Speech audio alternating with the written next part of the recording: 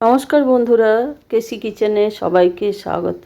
আজ আমি নিয়ে এসেছি বিউলির ডালের একটা রেসিপি। এই গরমে এরকম রেসিপি খেতে আমরা খুবই ভালো লাগে আর পেটও ঠান্ডা রাখে। চলো দেখে নিই কীভাবে আমি বানাচ্ছি রেসিপিটা। দেখো, আমি মোটামুটি ছোট কাপের 2 কাপের মতো বিউলির ডালকে ভিজিয়ে রেখেছি, গোটা রাত ভিজিয়ে দিয়েছি। তারপরে দেখো, এটা ভালো করে বারবার জল পাল্টে পাল্টে ধুয়ে নেবো যতক্ষণ না ঘোলাটে জলটা কম হচ্ছে। তারপরে দেখো 3-4 বার ধরে জল পাল্টে পাল্টে ধুয়ে নিয়েছি। ধুয়ে নেবার পরে একটা মিক্সির জারের মধ্যে সমস্ত যে ডালটা আমি ভিজিয়ে রেখেছি সেই ডালটা দিয়ে দেবো। তার সাথে দেব কয়েক কোয়া রসুন, আদা কিছুটা, আর দেবো কয়েকটা কাঁচা লঙ্কা। এটাকে আমি ভালো করে খুব মিহি করে পেস্ট করে নেব। দেখো, একদম মিহি পেস্ট করে নিলাম। নিয়ে একটা বাটিতে উঠিয়ে নিয়েছি। তারপরে পরিমাণ মতো এতে নুন দিয়ে দিলাম। নুনটা দিয়ে দেওয়ার পরে ডালটা খুব ভালো করে কিন্তু ফেটিয়ে নিতে হবে। খুব ভালো করে ফেটিয়ে নিয়ে জলের মধ্যে দিয়ে দেখে নেবে তোমরা। আমি জলের মধ্যে দিয়ে দেখে নিয়েছি, যদি ভেসে যায় তবেই জানবে যে ডালটা ফেটানো হয়ে গেছে। সমস্ত ডালটা 3-4 মিনিট ধরে দেখো ফেটিয়ে নিলাম। দেখো একদম এরকম হবে পুরো ব্যাটারটা। এরপরে একটা অন্য পাত্র নিয়েছি বা বাটি নিয়েছি, তার মধ্যে আমি 2 চামচের মতো এই বিউলির ডালের বাটাটা দিয়ে দিলাম। আর দিলাম তার সাথে দেখো বড় কাপের হাফ কাপের একটু বেশি পরিমাণ দই। আর কাপটা ধুয়ে আমি কিছুটা জল দিয়ে দিলাম।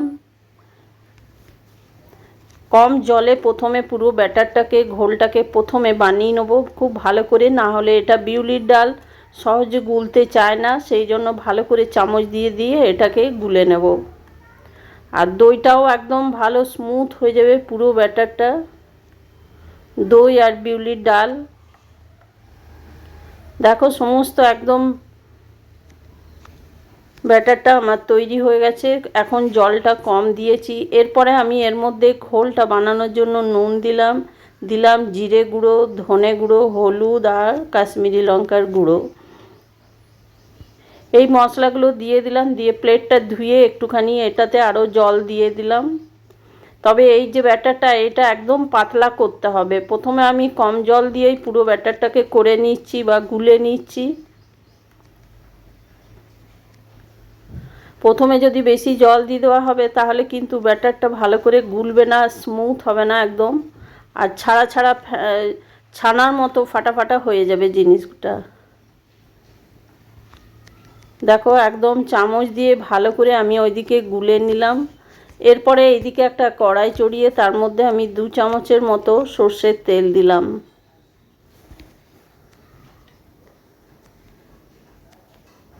তেলটা বেশ একটু গরম হওয়া পর্যন্ত অপেক্ষা করব। তার জন্য দেখো খুন্তিতে করে একটু নেড়ে দিচ্ছি। এইবারে আমি সর্ষে দিলাম, কালো সর্ষে হাফ চামচ, সাদা সর্ষে হাফ চামচ আর 2টো শুকনো লঙ্কা। চামচটা খুবই ছোট চামচ, সেই আন্দাজ করেই দেও। এরপরে দিলাম কিছুটা কারি পাতা। কারি পাতাটাকে আমি কয়েকটা টুকরো করে দিয়েছি, কয়েকটা গোটাও রেখে নিয়েছি। তার সাথে দিলাম 2-3টে রসুনকে থেতো করে। এতে কিন্তু রসুন আর কারি পাতাটা অতি অবশ্যই দিতে হবে, তাহলেই কিন্তু খেতে খুব ভালো লাগে এই রেসিপিটা। এরপরে একটা পেঁয়াজকে ছোট করে কেটে রেখেছি, সেটাও আমি দিয়ে দিলাম। দিয়ে দেওয়ার পর সমস্ত মশলাটা রসুন, পেঁয়াজ, লঙ্কা সব ভেজে নেবো খুব ভালো করে।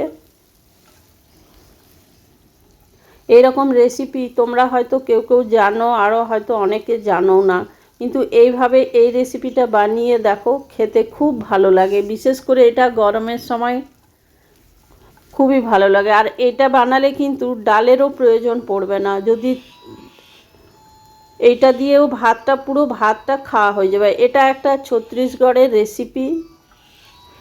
আমি এক বন্ধুর কাছে এটা শিখেছিলাম, তাই আমি এটা প্রায় বানাই। আমি আজ তোমাদের সাথে এটা শেয়ার করছি।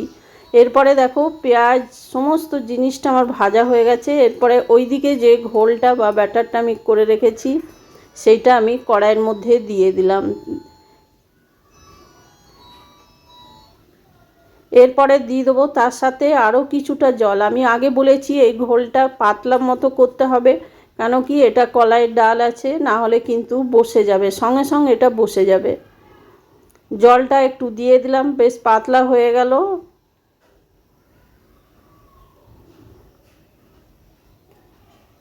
ঝোলটা দেখো পুরোটা ফুটতে দিলাম, তো প্রায় ফুটে এসেছে। দেখো এটা একদম ফুটে গেছে।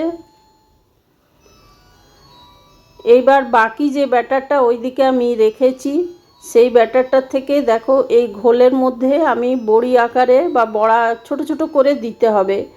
এগুলো খুবই ছোট করে বড়ির মতো করে দিতে হবে, তাহলেই কিন্তু এটা ফুলে যাবে, ফুলে একদম বড় বড় হয়ে যাবে। দেখো ঝোলটা যত ফুটবে ততই কিন্তু বড়াগুলো দিয়ে দিতে হবে। আর এটা কিন্তু না ফুটলে কিন্তু দিলে কিন্তু জিনিসটা খুব খারাপ হয়ে যাবে আর শক্ত হয়ে যাবে বড়াগুলো। আর ফুটন্ত অবস্থায় দিলে কিন্তু বড়িগুলো একদম নরম হবে আর দেখো উপর দিকে ভেসে আসবে। যখনই ওপরে ভেসে আসবে তখনই জানবে জিনিসটা বড়াটা আমার হয়ে গেছে। আমার রেসিপি যদি তোমাদের ভালো লেগে থাকে তো লাইক, শেয়ার ও কমেন্ট অতি অবশ্যই করে দিও। নতুন বন্ধুদের সাবস্ক্রাইব করার অনুরোধ রইল। দেখো সমস্ত যে আরও যে আমি ডাল বাটাটা আছে সেইগুলো সমস্ত বড়ি আকারে ছোট ছোট করে দিয়েছি। দেখো ধীরে ধীরে আমি দেখাচ্ছি, আস্তে আস্তে দেখো ওগুলো ওপর দিকে ভেসে আসছে, মানে জিনিসগুলো খুব হালকা হয়ে যাবে আর এত খেতে ভালো লাগে আর এত টেস্ট হয়। একদিন তোমরা এইভাবে বানিয়ে খাও, খেয়ে দেখো, অসম্ভব ভালো লাগবে। দেখো ধীরে ধীরে সমস্ত বড়াগুলো কিন্তু উপর দিকে ভেসে আসছে।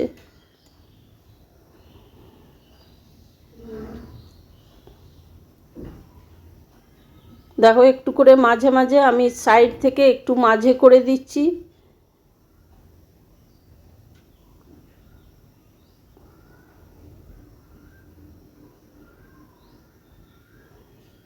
তোমরা তো অনেকে অনেক রকম এই গরমে নানা রকম তরকারি বা নানা রকম রেসিপি করে খাও। এইরকম রেসিপি একদিন বানিয়ে দেখো, খেতে যে কি ভালো লাগে, না বানিয়ে খেলে বুঝতে পারবে না। দেখো আমি সাইড থেকে একটু করে ছাড়িয়ে দিচ্ছি, কেন কি ঝোলটা মোটামুটি মাঝখানেই ফুটে। কড়াইয়ের আঁচটা যেহেতু মাঝেই লাগে সেই জন্য মাঝে আমি ওগুলোকে টেনে টেনে কড়াইয়ের করে দিচ্ছি। তাহলে কিন্তু দেখো সবগুলো একদম ফুলে একদম ভেসে গেছে রসগোল্লার মতো। তার সাথে দিয়ে দিলাম কটা কাঁচা লঙ্কা।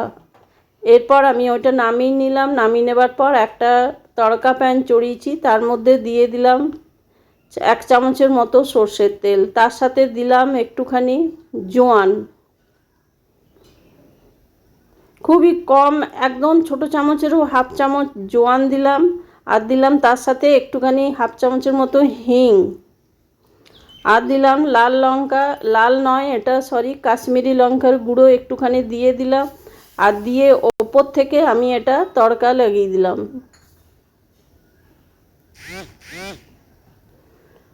নামিয়ে কিন্তু এটা দিতে হবে, তাহলেই কিন্তু এটার যে একটা সমস্ত একটা মিষ্টি গন্ধ এইটার মধ্যে রেসিপির মধ্যে চলে যাবে।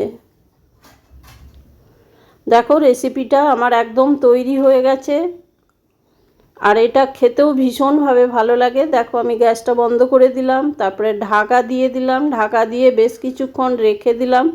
এটা একটু ঝোল ঝোল রাখতে হবে, কেন কি এটা একরকম বড়া, এটা ঝোলটা খুব পরিমাণ টেনে নেবে আস্তে আস্তে ধীরে ধীরে খাবার সময় একদম, মানে এটা জলটা অনেকটাই টেনে নেবে। দেখো তারপরে আমি কিছুক্ষণ পর ঢাকা খুলে একটা বাটির মধ্যে উঠিয়ে সার্ভ করে দিলাম।